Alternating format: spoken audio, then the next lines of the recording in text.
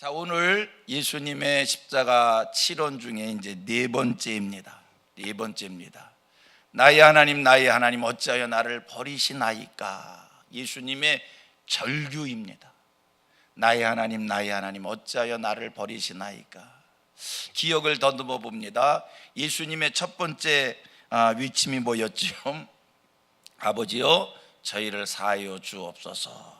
자기 하는 것을 알지 못하니이다. 두 번째, 내가 오늘 나와 함께 낙원에 있으리라. 세 번째, 우리가 어제 살폈던 거지요. 여자여 보소서 아들이니다. 그 다음에 더불어서 더 이제 제자들에게 당부한 것, 보라 내 어머니라. 자, 오늘 네 번째입니다. 엘리 엘리 라마 사막다니. 나의 아버지 어찌하여 나를 버리시나이까. 나의 하나님 어째서 나를 버립니까? 여러분, 세상을 살아가면서 누구한테 버림을 받아본 경험이 있으신지요? 이 땅을 살면서 가장 슬플 때가 언젠가? 사람에 따라 경우에 따라 다 다르겠지만 여러분, 빼놓을 수 없는 가장 슬픈, 가장 절망, 죽고 싶은 마음이 생긴다면 누구한테 버림받았을 때, 자기가 믿었던 사람한테, 자기가 사랑하는 사람한테 버림을 받을 때, 아마 이때는요 어떤 괴로움보다 더한 괴로움, 감당기 어려운 절망, 죽고 싶은 그런 마음이 생길 겁니다. 친구한테 버림을 받다든지, 같이 살던 남편 아내에게 버림을 받다든지, 직장에서 버려질 때, 학생이 학교를 열심히 다녔는데 학교가 자기를 지켜주지 않고 학교가 자기를 버릴 때 여러분 얼마나 슬플까. 더 나가서 신앙인들이 하나님께 버림을 받았다는 생각이 들 때, 여러분 오늘 예수님이 나의 하나님 어찌하여 나를 버리시나이까 이렇게 외치는 이 절규 한번 생각해 보셔봐. 좀 실감이 났으면 좋겠어요. 우리가 하나님 앞에 기도를 합니다. 간절히 기도를 하는데 하나님이 내 기도에 대한 응답이 속히 오지 않습니다. 그러면 우리에게 무슨 생각이 드냐면, 하나님이 나를 사랑하지 않나? 하나님이 나를 기억하지 않으시나? 하나님이 내 기도를 들으시지 않나? 깜깜한 거예요. 답답한 거예요. 그런데 오늘 본문에 예수님께서 나의 하나님 어찌하여 나를 버리시나이까 라고 하는 이 고백은, 하나님이 나를 사랑하지 않나? 하나님이 멀리 계신가? 하나님이 내 기도를 듣지 않으시는가? 이런 정도를 넘어서서 하나님, 이게 지금 나의 하나님이지만 아버지잖아요. 아버지, 내 이 상황 속에서 하나님 왜 찾아오셔서 나를 건져주시지 않습니까? 왜 나를 도와주시지 않습니까? 왜 하나님 나를 왜 살려주시지 않습니까? 하나님 나를 버리십니까? 아버지 나를 버리는 거예요. 이때 예수님의 마음이 어떨까? 여러분, 우리가 기도를 할 때 그러지요. 우리가 신앙 고백 그렇게 하지요. 세상 사람이 날 몰라줘도 하나님이 나를 알아주신다면, 세상 사람이 나를 인정하지 않아도 하나님이 나를 인정하신다면 그게 위로이고 그게 힘인 것입니다. 그런데 이 시간, 지금 예수님이 십자가에서 운명하는 시간만큼은 하나님과 예수님이 아주 깜깜한 절벽의 상태이고요, 어느 하나 연결고리 없는 것이고요, 하나님이 완벽하게 예수님을 지금 예면하는 순간입니다. 이때 예수님의 마음이 어떠하셨을까? 예수님께서 십자가에 운명하시는 이 순간만큼은요, 지금 모든 이들에게 다 버림을 받는 순간입니다. 제자들이 예수님을 버립니다. 동족 유대인들이 예수님을 버립니다. 조금 전까지, 얼마 전까지만 해도 예수님을 향해서 호산나 우리를 구원할 자라고 그렇게 높이 칭송하고 쫓아다녔던, 예수 다윗의 자손 예수여라고 부르짖던 그 사람들은 다 없어지고 아무도 예수를 도와주지 않습니다. 예수를 찾지 않습니다. 철저하게 예수님이 버림을 받는 이 순간입니다. 이때 예수님의 마음이 어떠할까? 지금 본문에 예수께서 하나님, 나의 하나님 어찌하여 나를 버리시나이까 라고 이렇게 외치지만, 그래도 하나님이 예수에 대해서 철저히 외면하시고 아무런 반응을 보이지 않지만, 그러나 여러분, 우리가 그동안 성경에서 알았던, 성경에서 배웠던 하나님은 어떤 하나님이십니까? 끝까지 찾아오시는 하나님이시고요, 끝까지 기다려주시는 하나님이시고요, 끝까지 사랑을 주시는 그런 하나님이십니다. 보십시오. 이스라엘 사람들이 애굽에 종되어 있을 때, 그들이 애굽에서 고난당하고 고통당하고 어려웠을 때 하나님을 찾습니다. 자기 하나님을 기억해내고 그 하나님을 부르짖습니다. 하나님이 부르짖는 그들의 소리를 들으시고 모세를 보내셔서 이스라엘 역사 속에 하나님이 개입하시어서 이스라엘 백성들을 애굽에서 건져내십니다. 애굽에서 고통받던 그들이 하나님을 찾을 때, 하나님을 부르짖을 때, 하나님을 기억해낼 때 하나님이 찾아오시어서 그들을 건져내시는 그 일을 하셨던 하나님입니다. 그런데 지금 당신의 아들이 십자가에서 나의 하나님 어찌하여 나를 버리십니까? 라고 그렇게 찢어지는 고통으로 하나님을 찾는데, 이 순간만큼은 하나님이 아무런 반응을 보이지 않습니다. 그 소리에 응답하지 않습니다. 그 소리를 침묵하십니다. 왜 그러는 겁니까? 찾아오시는 하나님이잖아요. 부르짖는 이의 소리를 들으시고 도와주시는 하나님이시잖아요. 그런데 이 순간만큼은 그동안 성경에서 계시됐던 그 하나님의 철저하게 다른 모습으로 예수님을 접근한다는 거예요. 보십시오. 우리가 구약 성경 호세아서를 보면 우리가 구체적으로 하나님이 어떤 분이신지를 알습니다. 호세아를 통해서 하나님이 어떤 분이신지를 하나님이 자기를 설명해요.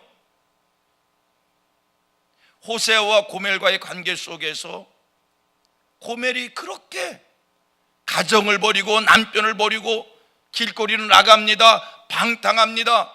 완전히 때를 묻힙니다.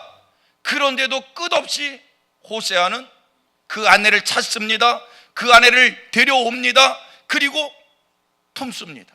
그게 하나님이라는 거예요. 이게 하나님이라는 거예요.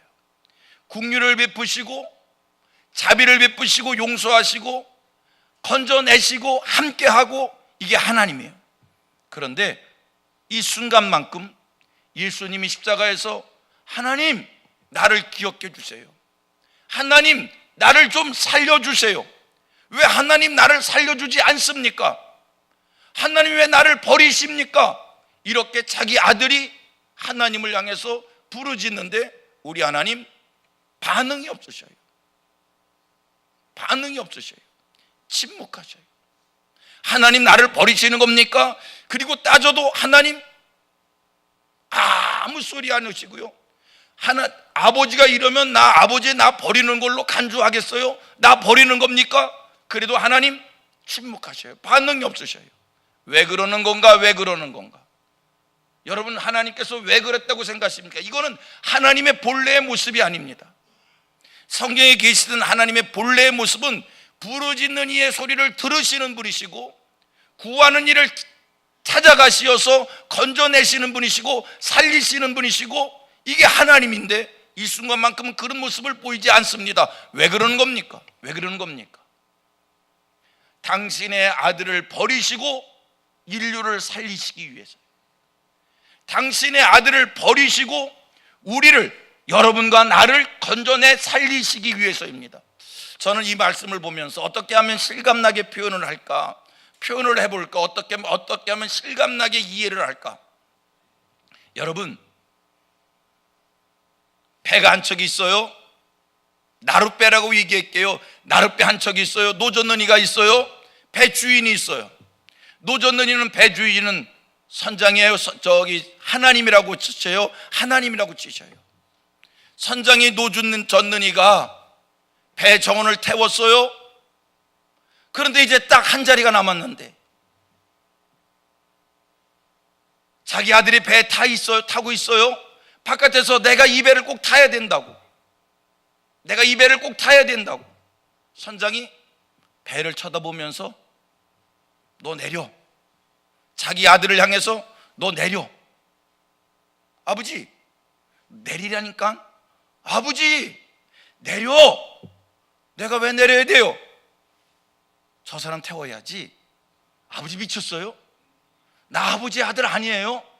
내리라니까. 왜요? 제가 타야 되잖아. 여러분, 이렇게 말하는 선장의 마음 어떨까? 자기 아들을 내리게 하고 배 바깥에서 나 좀 살려주세요, 나 이 배 타야 돼요. 그래, 너 안 됐구나, 너 불쌍하구나, 어떡하지?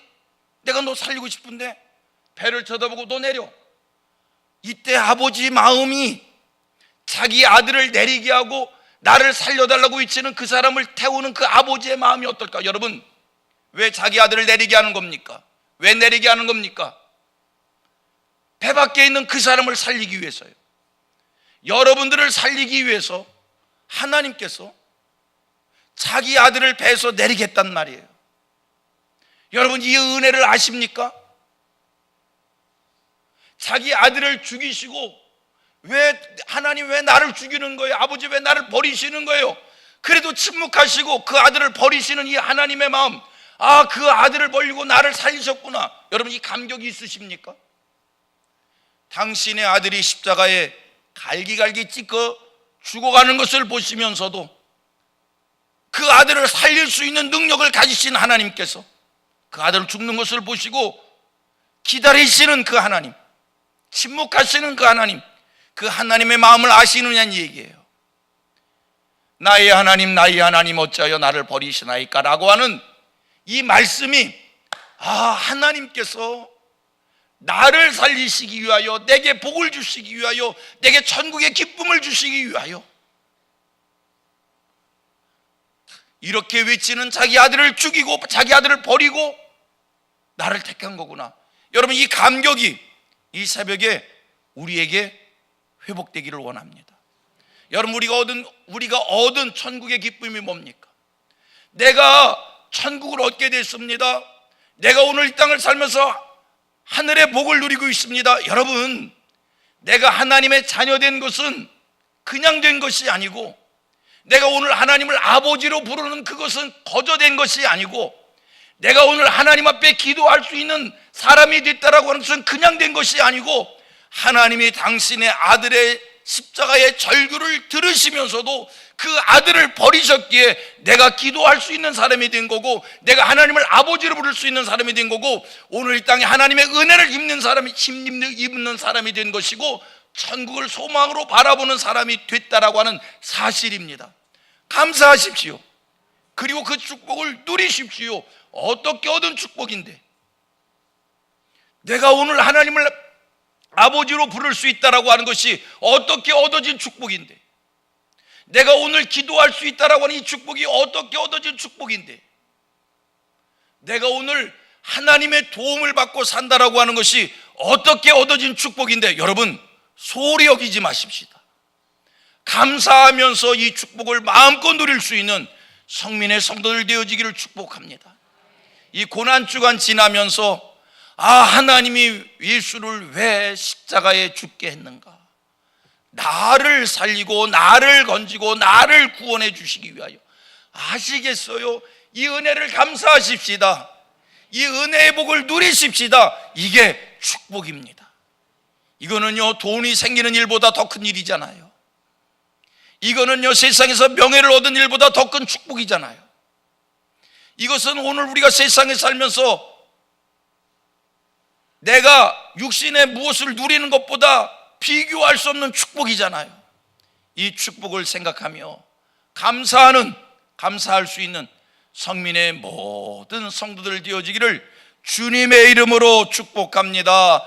축복합니다. 내일 특세 하루 남았습니다. 조금 더 힘내셔서 내일 특세 하루 개근하고 마음의 영적 만족을 누리십시다. 그런데 기억하실 것은 내일 특세 하루로 끝나는 것이 아니라 내일 저녁까지입니다. 그래서 십자가 7원을 내가 내일 새벽까지 끝낼까 하다가 끝나는 7원이 언제 끝난다고요? 내일 저녁에 끝날 거예요. 내일 저녁. 이게 새벽이 아니라 저녁에 끝내겠구나. 그래서 우리 음악 담당 목사님이 저녁 예배 설교 제목 달라고 언제부터 조르는데 안 줬어요. 가만히 생각하다 이게 십자가 7원을 내일 저녁에 끝내겠구나. 그렇게 했어요. 내일 저녁까지 끝까지 달려가십시다. 아멘. 축복합니다. 기도하겠습니다.